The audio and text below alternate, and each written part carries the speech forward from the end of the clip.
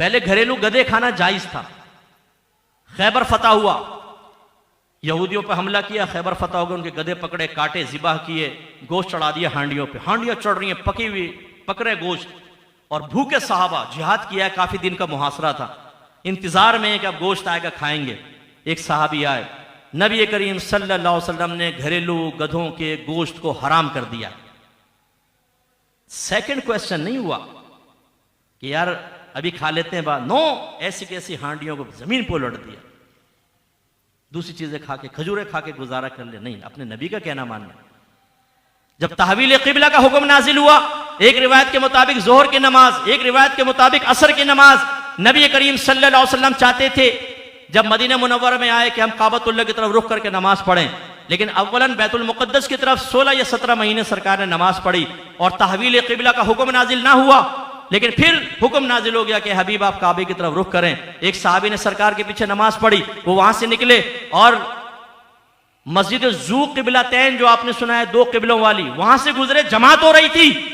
उस सहाबी ने बाहर से ऐलान किया, लोगों तुम गलत रुख पे नमाज पढ़ रहे हो, अल्लाह तबारक व तआला ने हुक्म नाजिल फरमा दिया अब काबे की तरफ रुख करो। वो सहाबा नमाज में ही काबे की तरफ घूम गए। ये तो अहकाम थे ना। एक दफा मेरे आका सल्लल्लाहु अलैहि वसल्लम ने रोजा रखा, सहाबा ने भी देखा कि रोजे से रोजा रख लिया। इफ्तार का टाइम आया, सरकार ने कुछ नहीं खाया, अगला रोजा स्टार्ट हो गया, सहाबा ने अगला रोजा स्टार्ट कर लिया। दूसरे दिन फिर ना सहर में कुछ खाया सरकार ने, ना इफ्तार में, तीसरा रोजा स्टार्ट हो गया, सहाबा ने भी तीसरा स्टार्ट कर लिया। अब जब सरकार नमाज पढ़ा रहे तो सहाबे किराम नमाज में कोई इधर को गिरे, कोई इधर, नकाहत में बहुत ज्यादा। सरकार ने फरमाया तुम्हारी क्या हालत देखता हूं, क्या हुआ? अर्ज़ किया रसूलल्लाह आपने विसाल के रोजे रखने शुरू किए। विसाल का मतलब होता है जिसमें सहर इफ्तारी ना हो लगातार, तो हमने भी किए और हमारी ये हालत हो गई। सरकार ने शाद फरमाया कि तुम खाओ और पियो, इसलिए कि मुझे तो मेरा रब खिलाता पिलाता है। अब आप देखें, सरकार ने तो हुक्म नहीं फरमाया था कि तुम ऐसा करो। मेरे बच्चों, मोहब्बत इसको कहते हैं। अगर सरकार नहीं खा रहे तो हम भी नहीं खाएंगे। एक दिन नहीं खाएंगे, 2 दिन नहीं खाएंगे, 3 दिन नहीं खाएंगे। अगर सरकार हुक्म ना फरमाते तो सहाबा किराम खाते ही नहीं। हुक्म तो नहीं था ना, यहां तो सिर्फ एक अदा थी, महबूब की अदा को अदा कर रहे हैं। एक दफा मेरे आका सल्लल्लाहु अलैहि वसल्लम नालैन में नमाज पढ़ रहे थे, और इसकी वजह भी आपको बता दूं कि पहले ज़माने में ये चटाइयों, कालीनों का मस्जिद के अंदर रवाज नहीं था, बरह रास्त ज़मीन पे खड़े होकर पढ़ते थे। और दोपहर के अंदर कितनी ज़मीन अरब की तपती है, इसलिए नबी करीम नालैन पहन के नमाज पढ़ते थे। सहाबा किराम भी नालैन के साथ ही नमाज पढ़ते थे क्योंकि हीट बहुत थी। सरकार नमाज पढ़ा रहे, रुकू में गए। रुकू में जब गए तो मेरे आका ने अपनी नालैन रुकू में उतार दी। जैसी उतारी तो पीछे वालों ने देखा, उन्होंने उतारी। उनसे पीछे वाले समझ गए कि जरूर नबी करीम को देख कैसे कर रहे होंगे, सब साहब ने जूतियां उतार दी। नमाज से फारिग हुए, सरकार ने फरमाया तुमने नालैन क्यों उतारी? अर्ज किया रसूलल्लाह आपने उतारी तो हमने भी उतार दी। महबूब गर्म जमीन पे खड़ा हो और मुहिब जूते पहने रहे, मेरे आका बगैर नालैन के हों और फुकरा नालैन पहन लें, हमने भी उतार दी। सरकार ने फरमाया कि असल बात दरअसल ये थी कि मेरी जूती में कोई चीज़ लग गई थी रास्ते में आते हुए, तो जब मैंने रुकू किया तो जिब्रील अमीन मेरे पास आए और उन्होंने अर्ज़ की कि आप अपनी जूतियाँ उतार दें, तो मैंने जूती उतार दी। यानी ये वजह थी। अब इस पर और तफसील हो सकती है, मैं आपको समझा सकता हूँ। कोई पूछेगा देखो नबी करीम को तो पता नहीं था, ऐसी नमाज शुरू कर दी, जिब्रील अमीन ने आके बताया, तो ज़िम्नन चलो जवाब तुम्हें बता देता हूँ। अगर कोई ये कहे कि देखो अगर नबी को इल्म गैब होता, जूती में लगी हुई चीज़ पता ना चल जाती, आप सवाल कीजिएगा बताओ अल्लाह को इल्म गैब है कि नहीं? भाई है, तो जब बाद में रुकू में बताया तो पहले क्यों नहीं बता दिया? पहले जिब्रील अमीन आके कहते हैं हम नमाज शुरू ना करें, पहले नालैन उतार दें फिर शुरू करें। क्यों नमाज पढ़वाई अल्लाह ताला ने? जो जवाब तुम्हारा होगा वो हमारा होगा। अगर तुम कहोगे हिकमत, हम कहेंगे नबी की भी हिकमत थी। तो इसलिए जवाब, हर चीज का एक बहुत ही मुनासिब जवाब मौजूद है। लेकिन मैं आपको समझा रहा हूं, जरा गौर करें। अल्लाह का हुक्म नाजिल हो, सहाबे किराम अपने नुकसानात की परवाह ना करें, अल्लाह के नबी हुक्म भी ना दें, आपकी अदा देखें और इख्तियार कर लें। यह है सरकार से मोहब्बत और इश्क, ये है तज़किया नफ्स। और एक आप और हम हैं। हमें जब कोई अगर कारोबार अच्छा चल रहा हो ना, तो हम डर की वजह से किसी मुफ्ती साहब से इसलिए मसला नहीं पूछते कि ऐसा ना हो कह देंगे नाजायज है। चलते रहो, चुपचाप चलते रहो, लगे रहो, देखी जाएगी देखी जाएगी। और अगर कभी ऐसा हो गया इत्तिफाकन कि कोई मसला सामने आ गया, घर वालों ने कहा भाई देखो तुम तो ये कर रहे हो, मुफ्ती साहब तो मना कर रहे हैं, ओ भाई इन मौलवियों को कुछ नहीं पता। यानी ये साबित करने की कोशिश कि वो तो यहां मुफ्ती बने हैं, मैं तो पैदाइशी सर्टिफिकेट लेकर आया था, तुमने देखा नहीं था मेरे हाथ में दबा हुआ था, रूहानी सर्टिफिकेट वो नजर नहीं आता, वो खुद ब खुद मुफ्ती होता है आदमी। यानी हराम छोड़ने के लिए तैयार नहीं। क्यों? अच्छा लिबास पहन रहे हैं ना, बड़ी मोटरसाइकिल है, चमकती हुई कार है, बीवी बच्चों को अच्छे स्कूल में दाखिल करवाया हुआ है, बीवी को खिला रहे पिला रहे हैं, सोने के सेट दे रहे हैं, अच्छे इलाके में मकान बनाया हुआ है, सारी इज्जतें चली जाएंगी। अल्लाह नाराज होता है हो जाए, रसूल नाराज हो जाए, इश्क रसूल का हम बेड़ा गर्क कर देंगे, लेकिन ये आसाइश और आराम नहीं जाना चाहिए। तो फिर देखें जरा सहाबा किराम को, हमें शर्म से डूब मरना चाहिए। हम अपने आप को आशिक कहते हैं, आशिक वो थे, हम कहां से आ गए आशिक। इसलिए कुरान के करीब आए, ये नबी का तरीका है। अपना तज़किया नफ्स करें, और ये मेरे एक बयान से नहीं होगा, इसके लिए हमें बाकायदा सीखना पड़ेगा, बाकायदा। अल्लाह ताला ने इसी आगे फरमाया व इन कानू मिन क़ब्लु लफ़ी ज़लालिम मुबीन। ये सहाबा को कुरान और हिकमत सिखाते हैं, अगरचे ये इन नबी से पहले खुली गुमराही के अंदर थे। इसका मतलब है कि बहुत सारे सहाबे किराम की इब्तिदा गुमराही में थी, लेकिन फिर अल्लाह ताला ने उनको अपनी बारगाह में कबूल फरमाया और उन्होंने अपने अंदर एक बहुत बड़ा पॉजिटिव चेंज पैदा किया और क़यामत तक के लिए मिसाल बन गए। देखें, मैं अगर आपको डांट रहा हूं, मैं कोई सख्त लफ्ज़ कह रहा हूं, खुदा की कसम मुझे तो आपसे कोई दुश्मनी नहीं है, मेरी तबीयत ठीक नहीं है, मेरा गला ख़राब है, लेकिन इसके बावजूद मैं आपके सामने बयान कर रहा हूं। ये आप पर एहसान नहीं है, ये मेरे अपने ऊपर एहसान है, और ये अल्लाह ताला का एहसान है कि मैं कुछ बातें अर्ज़ कर रहा हूं। मेरी बातों की तलखियों को ना देखिएगा। अगर खुदा न खास्ता कैंसर आखिरी स्टेज पर पहुंच जाए और डॉक्टर चीरा लगाए और कैंसर बाहर निकालने की कोशिश करे, तो कोई भी डॉक्टर को मारना शुरू नहीं कर देता, उससे नाराज नहीं होता, क्योंकि उसका ऑपरेशन हमारी सेहत की जमानत होगी। हमारे अहले सुन्नत में तबाही इसलिए फैली है कि हमारे उलमा ने बयान भी कुछ मिलाद कमेटियों की मर्जी के करने शुरू किए, कुछ चौधरी साहब ने चूंकि फंड ज्यादा दिया था, 1 लाख रुपए दिए थे, उनके लिए 2-4 शेर इसके लिए, 2-4 जुमले इनके लिए, 2-4 इनके लिए। पब्लिक को खुश करने वाले हमारे यहाँ बयानात होते हैं, हमारे यहाँ हकीकत नहीं दिखाई जाती। और अगर हम जैसा कोई आदमी अल्लाह उसके रसूल के पैगाम को अपने जाती मफादात और नफसानी ख्वाहिशात को कुर्बान करके बेआईनी ही पहुंचाने की कोशिश करे, तो उसके और अवाम के दरमियान एक ढाल बन जाया जाता है। भाई देखो इतनी भी सख्ती नहीं है यार, अल्लाह ताला माफ फरमाने वाला है, अल्लाह ताला माफ फरमाएगा। भाई अल्लाह ताला तो माफ फरमाने वाला है, बिल्कुल, तो मस्जिदों को ताले लगा दो, अल्लाह तो फिर भी माफ फरमाने वाला है। सारे इदारे बंद कर दो, अल्लाह तो फिर भी माफ फरमाने वाला है। कुरानों को बक्सों के अंदर बंद कर दो, अल्लाह तो फिर भी माफ फरमाने वाला है। नेकों को कत्ल कर दो, बंद कर दो इनको, मौलवियों को खड़ा करके गोलियां मार दो, आवारागर्दी करो, गली गली जिना करो, अल्लाह तो फिर भी माफ करने वाला है। क्या मतलब है आपका ये कहने का कि अल्लाह माफ करने वाला है?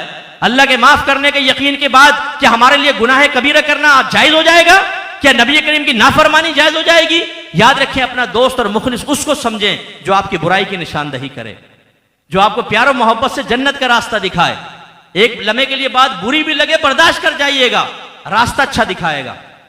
वरना ये हमारे पेशावर नात खान और पेशावर मुकर्रिर, इनकी तकरीरें और इनकी नाते ये आपको धोखे के अंदर मुब्तला करेंगे, अपने लिए खुद साख्ता शेर बना लेंगे। मैं मर के गया, कब्र में मुनकर नकीर आ गए, उन्होंने मुझे देखा, आशिक़ रसूल सलाम करके चले गए। वाह वाह वाह, सुभान अल्लाह, नारे तकबीर, नारे रिसालत। अच्छा बताइए कहां कुरान और हदीस से साबित है? बताओ। जो तुम्हारे ख्यालात थे तुमने शेर की शक्ल में ढाल के गलत फहमी में मुब्तला कर दिया सामने वालों को, कहां तुम्हारा ये नाम बयान हुआ है? बयान करो जरा। मैं मैदान माशर में आया, फरिश्ते मेरे पास आए, हुजूर आप इतनी देर से आए, जन्नत आपका इंतजार कर रही है, और मैं सरकार की नाते पढ़ता हुआ जन्नत में चला गया। लगाओ नारा तकबीर, नारा रिसालत। भाई कहां चला गया? तो कैसे चला गया? कहां से तुमने, ये कौन सी हदीस में आया? खुद एक तस्वुर कायम करके नौजवानों को आपने कर दिया। इसलिए याद रखें बेटा, अल्लाह ताला एक नात के शेर पर नात खान को भी बख्श सकता है, पूरी महफिल को बख्श सकता है, इसका इनकार नहीं है। नात खानी बाइस बरकत, इनकार नहीं है। लेकिन जो अब मैं अवाम के अंदर एक गलत सोच देख रहा हूं कि जो हमारी रीढ़ की हड्डी थी मजहब की, हमारे मसलक की, जिसको अल्लाह ने कुरान में बयान फरमाया कि सरकार कुरान बयान करते हैं, तज़किया नफ्स करते हैं, इन्हें किताब और हिकमत सिखाते हैं, हमने वो इल्म का रास्ता छोड़ दिया, हमने तकवे का रास्ता छोड़ दिया। हम गुनाहों पर राजी रहकर हम कहते हैं बस कोई शॉर्टकट बताओ, एक कहता है कि 9-10 मुहर्रम को अगर तुमने खिचड़े के अंदर घोटा लगा दिया, हर घोटे के बदले एक हूर मिलेगी तुम्हें। और लगे हुए नौजवान सिगरेटें पी रहे हैं, धनाधन धनाधन धनाधन घोटा, हर घोटे पे जन्नत का दर्जा। अब खिचड़ा बनाना मना नहीं, नियाज अच्छी नियत के साथ करें, बाई से बरकत। लेकिन बेटा किसने कहा कि सारी रात घोटा लगा के फजर की नमाज तुम कज़ा कर लो, जायज है? नात खानियों में हमें लगा दिया, खत्म कादरिया हम कर रहे हैं, कूंडों की नियाजें हम कर रहे हैं, मज़ारात पे पहुंच गए। वो हमारे पड़ोस में एक शख्स थे, इंतकाल हो गया, अल्लाह उनको जन्नतुल फिरदौस में आला मकाम अता फरमाए, नाम नहीं लेता हूं। एक दफ़ा वो सुजुकी में आटे की बोरियां रख रहे हैं। मैंने कहा कहाँ का इरादा है? कह लेंगे फुला मज़ार पे जा रहे हैं, वहां का उर्स है, वहां जाके खाना खिलाएंगे। कभी उसको नमाज पढ़ते हुए नहीं देखा। गंदा हर नशा वो करे, उल्टी सीधी हरकतें वो करे, जाहिर देखें तो बिल्कुल दूर से देखें तो लगे क्रिश्चियन आ रहा है, लेकिन बाबा के पास जा रहा है बोरियां लेकर के, बाबा मुझे बख्शवा देगा। यार किसने तुम्हारा जहन बनाया है? औलिया किराम की ताकत का कोई इनकार नहीं कर सकता, लेकिन याद रखें औलिया किराम की दोस्ती दुश्मनी अल्लाह के लिए होती है। वो फर्मा बरदार से खुश होते हैं और नाफरमान को देखकर नफरत से चेहरा फेर लेते हैं। याद रखिएगा, मेरे आका रहमतुल लिल आलमीन है।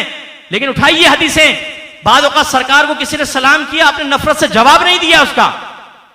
एक जनाजा लाया गया, या रसूलल्लाह इसका जनाजा पढ़ा दें। फरमाया इस पे कर्जा तो नहीं है? कहा कि कर्जा है। फरमाया तुम ही पढ़ाओ, मैं इसकी नमाज नहीं पढ़ाऊंगा। जब सरकार का भी आपने जलाल देखा नहीं है, एक ही रंग दिखाते हैं जी सरकार रहमतुल लिल आलमीन है। मेरी वालिदा सईदा आयशा कहती हैं सरकार ने अपनी जात की खातिर कभी गुस्सा नहीं किया, कभी इंतकाम नहीं लिया, लेकिन जब कोई अल्लाह की नाफरमानी करता तो सरकार उस पर सजा जारी करते थे, उससे इंतकाम लेते थे। तो ये जो मज़ारात में बुजुर्ग है, ये खाली आपकी ये घुंघरू बांध के नाच और ठुमके लगाने से राजी नहीं होंगे, ये ढोल ढमक्कों से राजी नहीं होंगे, ये एक हल्का बना के किसी की बहन बेटी को नचवाने से राजी नहीं होंगे। आज मज़ारों पे धमाले दे रही हैं औरतें बड़े बड़े बाल करके, और सारे बिरादर्स खड़े हुए हैं, अपनी बहन को पाकीज़ा निगाहों से देख रहे हैं। ना सर पे दुपट्टा है, ना जिस्म पे कोई ऐसा लिबास, तंग कपड़े पहने हुए हैं, जिस्म का एक एक उसका उज़्व जाहिर हो रहा है, और ये देख रहे हैं। और क्या हो रहा है जी? जन्नती हो रहे हैं। तो भाई ये हराम और गुनाह कबीरा है। अगर वो बाबा भी बाहर निकल आए ना, उनको इजाजत दे दें तो सोटा लेकर दन तुम्हारे लगाएंगे आगे पीछे और कहेंगे कमबख्तो दफा हो जाओ यहां से, तुमने बड़ा गरक कर दिया, दीन का पूरा मजहब का तुमने नाम बदनाम कर दिया, सुन्नियों का नाम बदनाम कर दिया, सुन्नियों के खाते में लिख दिया सारा, इससे हमारा कोई ताल्लुक नहीं है। लेकिन हमें इसमें लगा दिया गया है आज नियाज कर लो तुम जन्नती हो जाओगे। नमाज की तरगीब नहीं है। अक्सर नात खानों को देखेंगे कोई नमाज की तरगीब नहीं देगा, कोई आपको नहीं कहेगा कि आप इल्म दीन सीख लें, कोई ये नहीं कहेगा फर्ज उलूम सीख लें, कोई ये नहीं कहेगा कि आप गुनाह छोड़ दें, जैसे मैं आपको समझा रहा हूं। इनका मकसद लिफाफा लेके निकल जाना है। पेशावर नात खानों की बात कर रहा हूं, अच्छा नात खाना आपको तलकीन करेगा। इनसे खुद पूछ लें इनके घर के अंदर हालत क्या है, इनके बच्चों ने इल्म दीन सीखा है, इनकी बीवियों ने सीखा है, ये आपको जन्नत देंगे। आपने क्यों ये गलत किस्म की आपने तकसीम कर ली है कि जो आपका हाथ पकड़ के जन्नत की तरफ ले जाए आप हाथ छुड़ा लेते हैं, और जो आपको जन्नत से गफलत में दूर कर दे वो लिबास बहुत अच्छा पहना हुआ है, आप उसकी तरफ माइल हो रहे हैं। उलमा के करीब आए, इल्म के करीब आए, अपने नबी के हकीकी पैगाम की तरफ करीब आए। मैं ये बात कहता हूं, नाराज तो होते हैं, लेकिन हकीकत यह है। मैं नात खानों से सवाल करता हूं, अपनी फजीलत पर कुरान और हदीस से कोई एक आयत एक हदीस पेश करो, लाओ। चैलेंज करता हूं क़यामत तक नहीं लाओगे। किसी नात खान की कोई फजीलत नहीं है कुरान और हदीस के अंदर। ये आप और मैंने इनको बादशाह बना दिया है, आप और मैंने उनको उलमा के मुकाबले में खड़ा कर दिया है कि आज स्टेज पर एक बड़े नात खान की इज्जत होती है, आलिम की इज्जत नहीं होती। हमने किया है, ये गलत क्लासिफिकेशन है। हाँ, उलमा के बारे में आपके नबी ने फरमाया अल उलमा वरसतुल अंबिया, उलमा नबियों के वारिस हैं। अभी मलका बरतानिया मरी ना, सुना है आपने? उसका बेटा वली अहद वो प्रिंस बन गया, तो जैसे मां की ताजीम वैसे प्रिंस की भी करेंगे।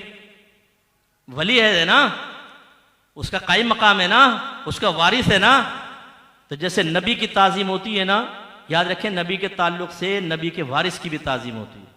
लेकिन हमने स्टेजेस पर देखा है कि एक बड़ा नात खान आके पसंद ही नहीं करता कोई आलिम मेरे साथ बैठे, एक छोटी सी कुर्सी उसके लिए रख दो, इसके लिए इतना बड़ा सोफा होना चाहिए जिस पे पांव ऊपर करके नीचे आलिम बैठे होंगे, पांव ऊपर करके वो आपको जन्नत का रास्ता बता रहा है, नाते पढ़ रहा है। वो ये नहीं देखता कि नीचे उलमा बैठे हैं, सैयद हजरात नीचे बैठे हुए हैं, ये तुम्हारे कौन से दर्जात बुलंद होंगे। लेकिन हमारी आवाम सर पे बिठाया हुआ, हम समझते हैं आलिम और ये बराबर है। बल्कि मैंने ये देखा है, मैं चाहता हूं ये नापाक रसूमात खत्म होनी चाहिए। एक नात खान आए या 2 नात खान आए या 3 नात खान आए तो उनको टाइम दिया जाए 6-6 घंटे, और आलिम दीन आए तो उसके कान में कहे हुजूर 30 मिनट हैं आपके पास, यानी आपको भी खाना पूरी के लिए शामिल कर लिया, भी हमारा एहसान मान लें, वरना तो ये रिमझिम पहुंचाएगी आपको जन्नत में। इन्हें राग रंग वालों को बिठा दे साहब, ये पहुंचाएंगे जन्नत, और हमारी आवाम भी खुश है। आलिम का बयान होगा, सामने नहीं बैठेंगे, पेशावर नाथ खान आ जाएगा, मजमा भर देंगे पूरा। और ये बात भी आपको बड़ी तकलीफ देगी, लेकिन मैं बिल्कुल ग्राउंड रियलिटीज पे कलाम करता हूं। अगर एक बड़े नाथ खान का पोस्टर लगा दें, पूरा पिंडाल भर जाएगा, लेकिन जरा आदि महफिल गुजरे और मेजबान ऐलान कर दे भाई वो बड़े नाथ खान नहीं आ सकते, उनकी तबीयत खराब है, तो इसलिए मुफ्ती साहब जैसे लोकल नाथ खान आपके सामने नाते पढ़ेंगे।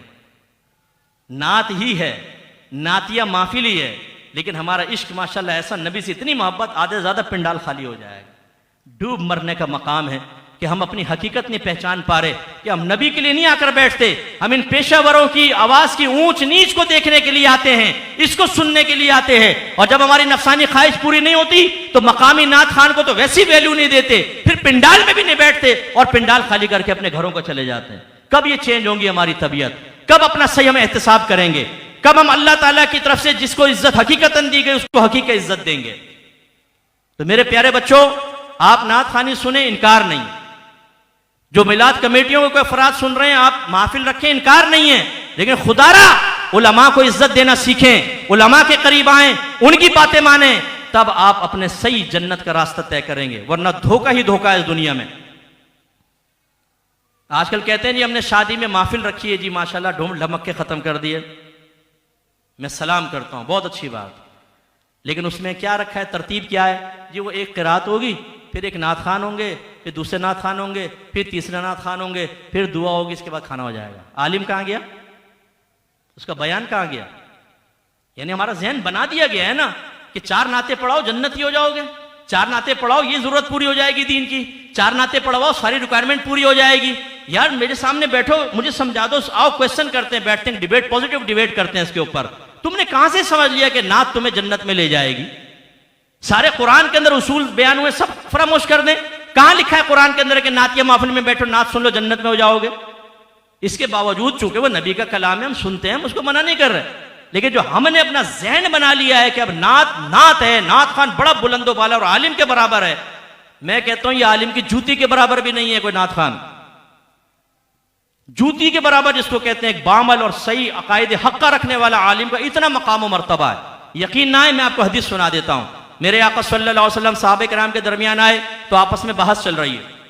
सरकार ने फरमाया क्या बहस हो रही है? अर्ज किया रसूलुल्लाह, हम इस बारे में बहस कर रहे हैं कि बनी इसराइल में 2 शख्स थे, एक आलिम और एक इबादत गुजार। आलिम सिर्फ फर्ज पढ़ता था, फर्ज अदा करता और फिर लोगों को इल्म सिखाता था, भलाई सिखाता था, और वो आबिद दिन में रोजे रखता और रात को उठ के नमाजें पढ़ता, जो हम सूफी साहब कहते हैं, बड़े सूफी। बहस क्या है? या रसूलुल्लाह, हमारी बहस ये कि इनमें से अफजल कौन है? सुनो मेरे नौजवानों, जो आपका जहन ब्रेन वॉशिंग कर दी गई है, आज कारी अफजल, आज नात खान अफजल, आज पेशावर मुकर्रर फजाइल का बयान करने वाला अफजल, लेकिन आपकी निगाहों में मसाइल बयान करने वाला, सही जन्नत का रास्ता दिखाने वाले आलिम की कोई वैल्यू नहीं। लेकिन आपके नबी ने क्या इरशाद फरमाया? सरकार ने इरशाद फरमाया, उस आलिम को आबिद पर वैसी ही फजीलत हासिल है जैसे मुझे तुम्हारे किसी अदना पर फजीलत हासिल। एक तरफ नबी करीम, एक तरफ उम्मत का सबसे अदना शख्स खड़ा करें, कितना फर्क है? उलमा फरमाते हैं इतना फर्क है कि आप बयान ही नहीं कर सकते। क्यों? सरकार के दर्जे कौन बयान कर सकता है? यानी ऐसा फर्क जिसका अंदाजा ही नहीं कर सकते। ये आपके नबी फरमा रहे हैं कि अल्लाह ने आलिम को आबिद पर इतनी फजीलत अता फरमाई है जैसे मेरी फजीलत तुम्हारे किसी अदना पर है।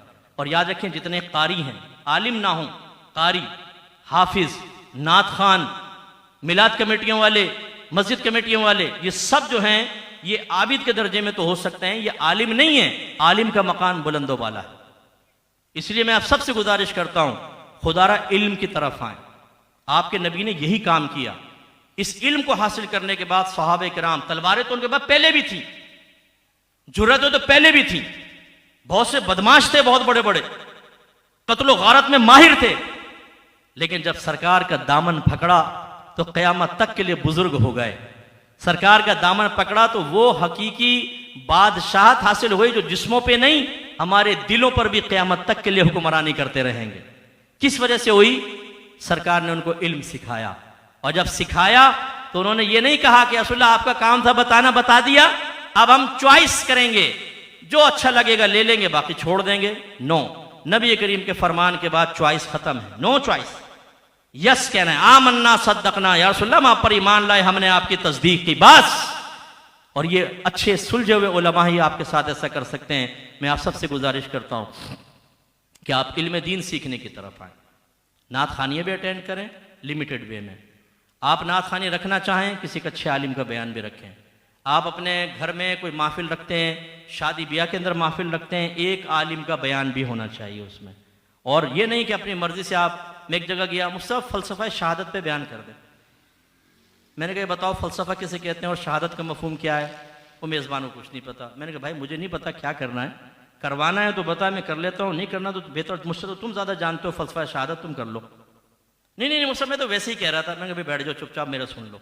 हमें पता है ना कि डॉक्टर को पता है कि मरीज को क्या मरज है और क्या उसके नब्ज देखकर क्या इलाज करना है। तुम हमें आके पट्टियां पढ़ाना शुरू कर देते हो, ये वाला बयान कर दो, वाला बयान कर दो। तो फिर ना बुलाओ ना हमें, फिर डिम्मी बुलाओ, रोबोट ले लो एक, उसमें कैसेट डाल दो, बोलने लगेगा, खत्म बात। हम रोबोट नहीं है, हमें पता है हमें अपने बच्चों को कैसे जन्नत में लेके जाना है, हमें पता है कि हमें अपने मसलक को कैसे मजबूत करना है, हमें मालूम है कि हमें रूट लेवल से कैसे अपनी एक फौज तैयार करनी है, हमें पता है कि आज के 20 साल बाद हमारा फ्यूचर क्या होने वाला है जो आवाम को मालूम भी नहीं। मैं चूंकि इंटरनेशनल लेवल पे काम करता हूं, अब ये ट्रांसजेंडर एक्ट जो पास हुआ है, आप सबको तो उसका मफहूम भी नहीं पता होगा कि क्या है। इसमें जिनसें बदली जाएंगी, लड़का लड़की बनेगा, लड़का लड़की बनेगी, लड़का लड़की से शादी कर सकता है, लड़का लड़के से शादी कर सकता है, लड़की लड़की से शादी कर सकती है, गे बन जाओ, लेस्बियंस बन जाओ, इसकी परमिशन हो जाएगी। गली गली आपके जिना होंगे, लवातत होगी, बदफेलियां होंगी, और आप उसको रोक नहीं सकेंगे, क्योंकि आप रोकेंगे तो आपको जेल के अंदर डाल दिया जाएगा। कल आपका फ्यूचर तो इतना तबाहकुन है, आपको अभी पता ही नहीं है। आपका टोटल डेटा बाहर वालों के पास है। आप गूगल यूज करते हैं, जो आपके मोबाइल में भी अगर गूगल है, बल्कि आप बाहर का कोई भी मोबाइल यूज करते हैं, आपका पूरा डेटा बाहर वालों के पास, आपकी कोई प्राइवेसी नहीं है। आपकी जितनी पिक्चर्स हैं, आपके वॉइस मैसेजेस हैं, आपकी जितनी ऑडियोज हैं, जितनी आपकी वीडियोज हैं, सब के सब कहीं स्टोर हुई हुई हैं। हम लोगों को बिल्कुल यूं मुक़य्यद कर लिया पूरी दुनिया के मुसलमानों को, आज आप कुछ भी नहीं कर सकते हैं। और इन गंदगियों में लगाने के बाद और मजहबी एतबार से इन मुस्ताहबात में खुश करने के बाद, अब हमारा नौजवान ना मजहब के लिए कोई बड़ा काम कर रहा है, ना अपने मुल्क के लिए कर रहा है। मैं आपसे नहीं कहता हूं खड़े होकर बताएं, जाके आप अपने आप से आज रात को बिस्तर पे लेट के सवाल करें, आपने आज तक अपने मुल्क के लिए क्या किया है। दूसरा क्वेश्चन करें, अपने मजहब के लिए आपने क्या किया है। तीसरा क्वेश्चन करें, अपने मसलक अहले सुन्नत के लिए आपने कौन सा किरदार अदा किया। अगर आप कहेंगे जी मस्जिद में चंदा दिया है, ये किरदार अदा करना होता है चंदा देना, इसका मतलब है हमें तो यह भी शऊर नहीं है कि हमें किरदार कैसे अदा करना चाहिए। यह हमारा मकसद है कि हम ये शऊर बेदार करें। तो मैं आप सबसे गुजारिश करता हूं, उलूम के करीब आए। सबसे पहले याद रखें, आपको फर्ज उलूम हासिल करने होंगे। फर्ज उलूम में 3 चीजें होती हैं। एक, अकायद का इल्म दलील के साथ, इसमें अकायद इस्लाम भी हैं, अकायद अहले सुन्नत भी हैं। अकायद इस्लाम में अल्लाह की ज़ात, सिफात, जन्नत, दोज़ख, जिन, फरिश्ते, तकदीर, आखिरत, नबी, रसूल, नबूवत, रिसालत, इनके मुतालिक ज़रूरी अहकाम। वरना मैं आपको यकीन से कहता हूँ, मेरे पास ऐसे ऐसे केसेस आए हैं कि शौहर समझ रहा है मेरी बीवी मुसलमान है, हालांकि वो काफरा हो चुकी है, क्योंकि अकीदा सिखाया नहीं। आप में से किसने अपनी बीवी को अकीदा सिखाया है? और आप में से कितने लोगों ने अकीदा सीखा हुआ है? कब हमारी मुंह से कलीमा कुफर निकल जाए हमें पता ही नहीं होता। ऐसे ही आपकी बच्ची के साथ हो सकता है कि आपका दामाद कलीमा कुफर कह के इस्लाम से बाहर निकल चुका हो, लेकिन आपकी बेटी के साथ नाजायज ताल्लुक कायम कर रहा हो, इसलिए कि उस जाहिल को पता ही नहीं है कि मेरे जबान से कलीमा कुफर निकल गया है। आप खतरा समझ रहे हैं कितना खतरनाक है ये। लेकिन हमने कभी गौर ही नहीं किया कि हम नात खानियों में बैठकर खुश हैं, ये पता नहीं कि बीवी पीछे से कलीमात कुफर कह रही है और निकाह ब्रेक हो चुका है। इसी तरह ज़रूरियात अहले सुन्नत हमें मालूम नहीं। ये जितने टनाटन सुन्नी बनते हैं ना, हमें टनाटन सुन्नी, मुफ्ती साहब तो पीपी हैं, हम टीटी हैं। पीपी मतलब पिलपिले, और टीटी माने टनाटन। तो बेटा खाली बर्तन में बड़ा टनाटन बचता है और बहुत अच्छा बचता है, ये वो वाले टनाटन है। वरना आओ मेरे सामने बैठो जरा, एक तालिब इल्म की हैसियत से मैं तुमसे ज़रूरियात अहले सुन्नत का क्वेश्चन करता हूँ, जवाब तो देकर बताओ। तुमने दूसरे मसलक वालों को माँ बहन की गाली देकर ही समझा यह है टनाटन सुन्नियत? टनाटन सुन्नी वो है जब अपनी सुन्नियत को बेहतर जानता हो, अपने मजहब को, अपने मसलक को डिस्क्राइब करने की सलाहियत रखता हो, वो सामने वाले के एतराजात के जवाब दे सकता हो, वो सामने वाले को दलाइल से कायल कर सकता हो, वो अपने और अपने बच्चों के घर वालों के अकीदे की प्रोटेक्शन कर सकता हो, वो है पक्का सुन्नी, टनाटन सुन्नी। हम कर सकते हैं ऐसा। दूसरा है अहकाम शरइया अमलिया का इल्म, यानी ऐसे अहकाम जिनका ताल्लुक अमल से, ये सीखना फर्ज है। इसमें पहला है इबादात। इबादात में नमाज, रोजा, हज, ज़कात, कुर्बानी, मन्नत और कफ़ारे वगैरह, सदका फित्र वगैरह। और नमाज जब लेते हैं इसमें तहारत आती है, तहारत में फिर वो वुज़ू, गुस्ल, हैज़, निफास, तयम्मुम, कपड़े पाक करना, मुख्तलिफ चीज़ें पाक करना। हो सकता है आप में से बहुत सारे ऐसे बैठे हों जो नापाक कपड़े पहनकर बैठ के और नापाक कपड़ों में नमाज और जुमा अदा करते हैं, क्योंकि हमारे घरों में मसला मालूम नहीं होता। फिर एक ग्राउंड रिलेटिव्स वाली बात कहता हूँ, आज अपने घर में जाके अपने ज़ौजा से पूछिएगा, ये बता कपड़ा पाक करने का शरई तरीका क्या है? जवाब मिल जाए फकीर को पकड़िएगा। अब जब जवाब ना मिले वो बोलेगी मुझे तो पता नहीं, तुम कैसे धोती हो? वो कहेगी सारों के गंदे साफ कपड़े में तो वॉशिंग मशीन में डालती हूँ और उसमें डालती हूँ पाउडर, घुमाती हूँ और कहती हूँ देखो डैश का कमाल। इसके बाद उसे टब वब में करा के सुखा के इस्त्री करके तुम्हें पहना देती हूँ।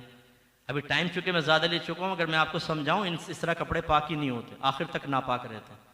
और हम बादौक़ात उसी में जुमा पढ़ रहे होते, ईदैन पढ़ रहे होते, और बीवी बादौक़ात अपने गंदे गलीज हाथों से, नापाक और गंदे हाथों से आटे का पानी में यूं हाथ डालती है, सारा नापाक, उससे फिर आता है आटे के अंदर ये उससे बनती है रोटी।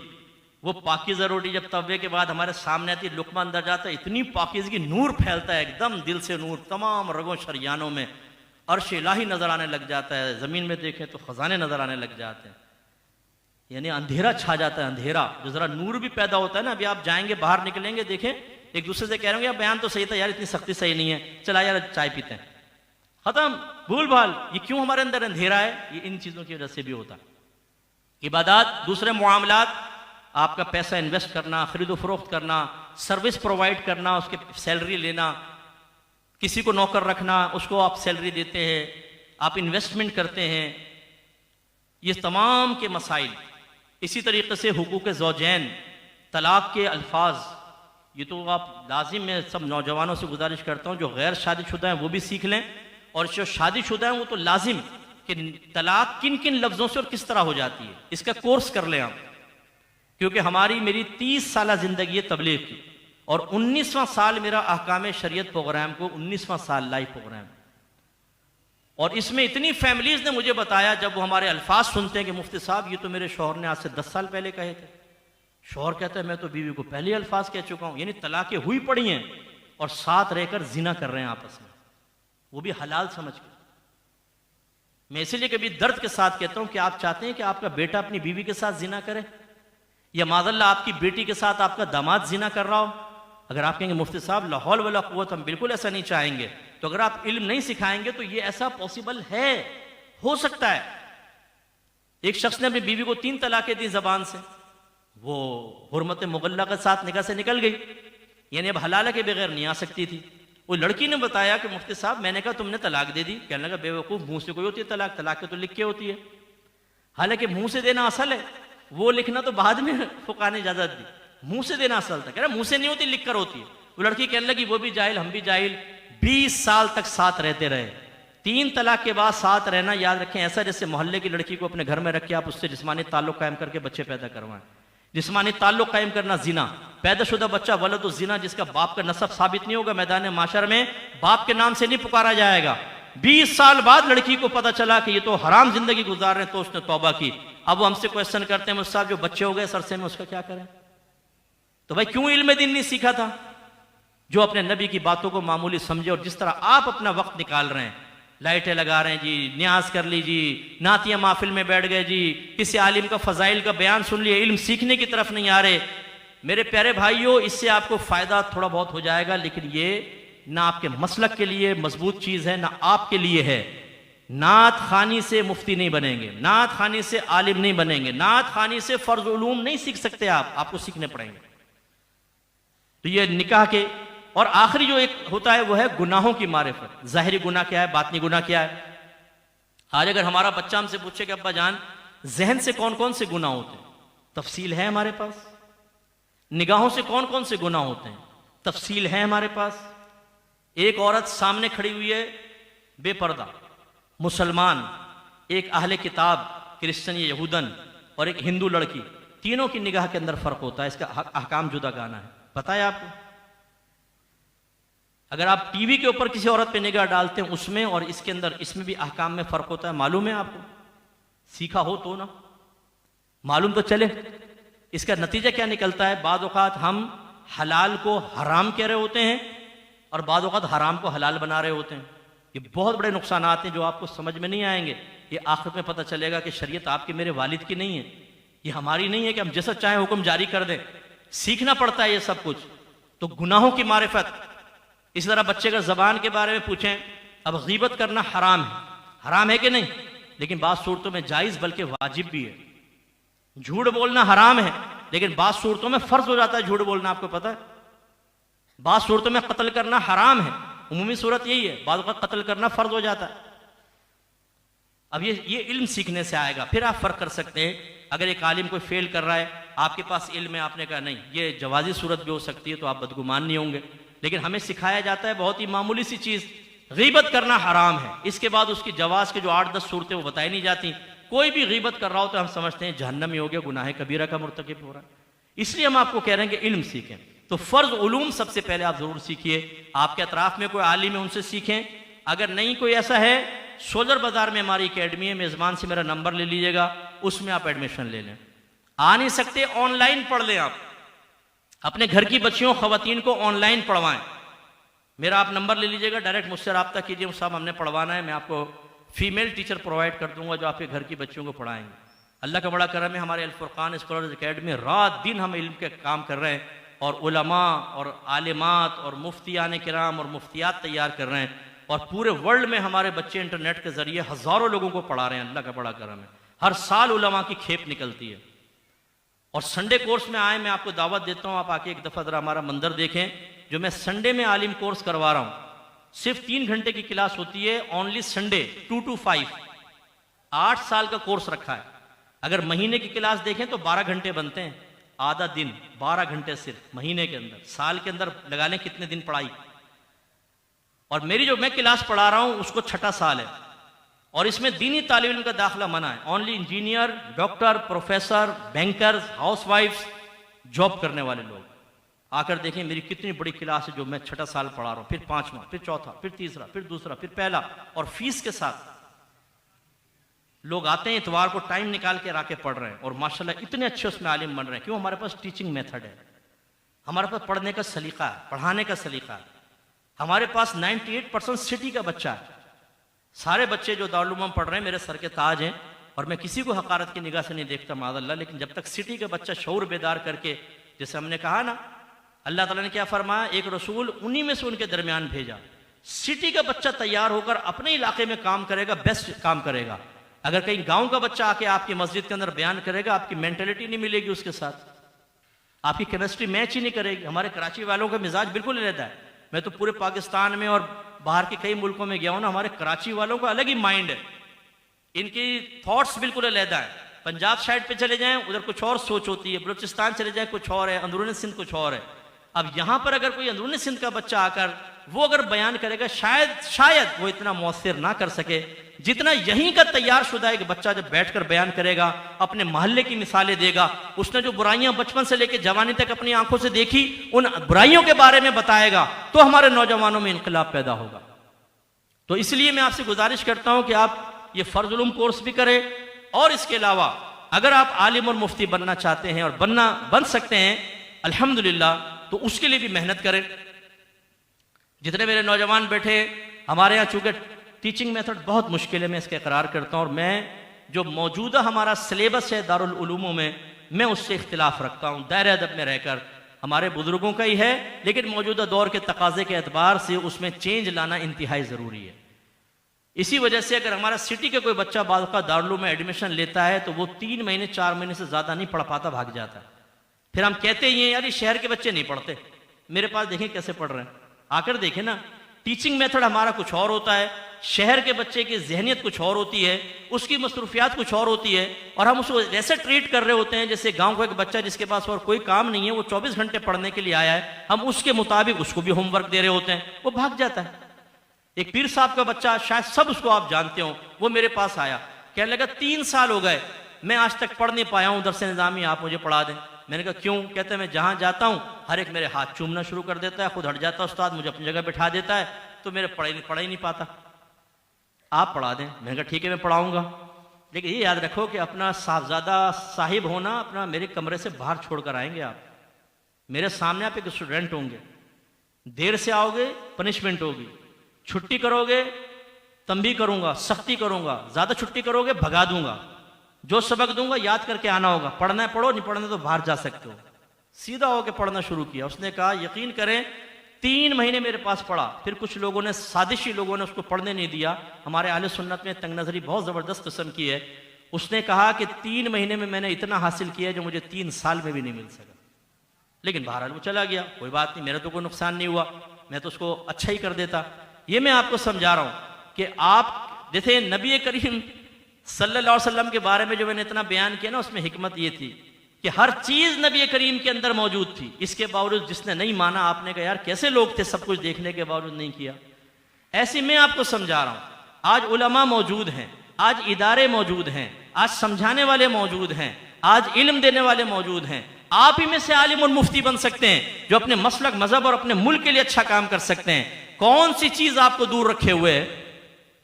वही चीज जिसने नबी करीम के दौर में बाज लोगों को नबी से दूर रखा और हर उम्मत में लोगों को नबी से दूर रखा। वो क्या है? नफ्स, शैतान, मखलूक और दुनिया। ये 4 दुश्मन ऐसे हैं जिन्होंने हमेशा ऐसा किया। आप भी देख लें, अगर आप दीन से दूर हैं, इन 4 में से कोई एक होगा, नफ्स, शैतान, या ये मखलूक, और या ये दुनिया की चकाचूंद, ये हमें नहीं आने देती। तो मैं गुजारिश करता हूं अपने नौजवानों से, आइए और आप आलिम होने की तरफ आइए। देखें, मैं कराची का रहने वाला हूं, शुरू से कोई गांवों से उठकर नहीं आया हूं, और हमारा पूरा घराना कोई मजहबी घराना नहीं। मैं जब जवानी के कॉलेज तक लाइफ तक भी, मैं बाद में फिर माहौल में आ गया था। हम लोग क्रिकेट, हॉकी, टेबल फुटबॉल के तो मैंने कई कप जीते हुए हैं, और दीगर चीज़ों के अंदर हम आगे इलाकाई गैंग का फ़कीर लीडर हुआ करता था। लीडरशिप शुरू से अल्लाह ने मुझे दी है, वो अल्लाह का शुक्र है कि अब इस तरफ हम लग गए। चलो, तो कभी सोचा भी नहीं था कि यार मैं आलिम और मुफ्ती, और लोगों, और मेरे चेहरे पे दाढ़ी, सर पे मामा होगा, लोग मेरा बयान सुन रहे होंगे, 19 साल तक मैं फ़िक़्ह का प्रोग्राम कर सकूंगा, पूरी तफसीर कुरान बयान हो गई, 11वां साल है मेरे दरसे बुखारी को जो टीवी पे हो रहा है। कितनी अल्लाह ने नेमत से नवाजा। समझाने में मकसूद है, आप में से बहुत सारे ऐसे बैठे होंगे, अगर मैं कहूँगा ना आप आलिम मुफ्ती बन जाएं, तो आप बाहर निकल के हंसेंगे मुझ पर क्या मजाक किया है मुफ्ती साहब ने। लेकिन खुदा की कसम, अल्लाह ताला की खुफिया तदबीर को ना मैं जानता हूँ ना आप जानते।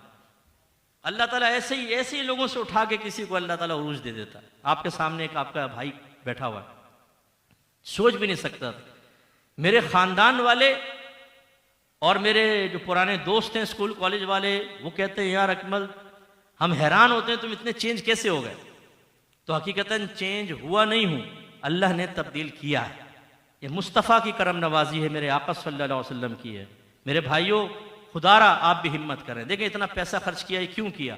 ये इसलिए नहीं था खाली हम बैठें, बातें करें, खाने खाएं और चले जाएं, बल्कि इन इज्तिमात का बड़ा मकसद ये है नबी की शान बयान हो, अजमत बयान हो, नात की शक्ल में, बयान की शक्ल में, उससे हमारे दिल में नबी की अजमत और मोहब्बत में इजाफा हो, और वो हमें इताअत रसूल की तरफ लेकर आए कि जिसकी ताज़ीम करते हैं, जिससे मोहब्बत करते हैं, उससे कहना मानते हैं। बस अलमिया ये हुआ कि जो असल मकसूद था हमने उसको छोड़ दिया और निचले स्टेज तक रुक गए।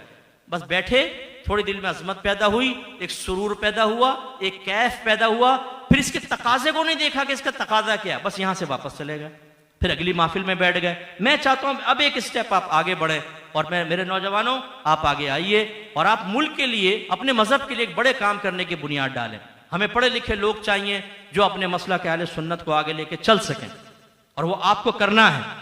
ये ठेका कोई इमामे वाले, दाढ़ी वाले के पास नहीं है, ये किसी मखसूस तंजीम के पास नहीं है, ये किसी आस्थाने के पास नहीं है, ये दारुल के पास नहीं है। इसकी जिम्मेदारी अल्लाह ने हर सुन्नी मुसलमान पर डाली है। ये अलग बात है कि हम उस जिम्मेदारी को मानते नहीं हैं, समझते नहीं हैं। हिम्मत करें, मुझे अल्लाह की रहमत से उम्मीद है कि इंशाअल्लाह आप सब इल्म की तरफ भी आएंगे और अपने नबी करीम की इताअत के लिए भरपूर कोशिश करेंगे। मेरी किताब है क़ुर्ब इलाही, ये खुदा आप ज़रूर लीजिए, अपने घर में रखिए। खुसूसन जो वालिदैन मुझे सुन रहे हैं, आप पर अपने बच्चों की तरबियत करना लाजिम है। अब तरबियत क्या है और कैसे होती है, जब हम माँ बाप से पूछते हैं तो कहते हैं मुफ्ती साहब जितना अल्लाह ने हमें तौफीक दी उतनी हम कर रहे हैं। यानी उनको ये नहीं पता होता कि मुतालबा शरअ क्या है, शरीयत बच्चों की तरबियत के बारे में क्या कह रही है। वो अपने तौर पे बेटा देखो जोर से बात नहीं करते, पाँव नहीं पटकते, पाँव नहीं हिलाते, खाना खाते हुए बातें नहीं करते हैं, मेहमान आ जाएगा उठ के सलाम करते हैं। वो इस तरह के आदाब तो जो घरों में होते हैं सिखा देते हैं बेचारे। थोड़ा बहुत मोटी मोटी बातें, देखो बेटा झूठ नहीं बोलना चाहिए, किसी को धोखा देना चाहिए, बस। इसके बाद माँ बाप को खुद समझ में नहीं आता हम क्या करें, बाकी वो अल्लाह के हवाले कर देते हैं। मस्जिद में जाके सीख लेगा, स्कूल कॉलेज यूनिवर्सिटी में वो बच्चे सीख नहीं पाते और बेड़ा गर्क हो जाता है। फिर बाद में वही माँ बाप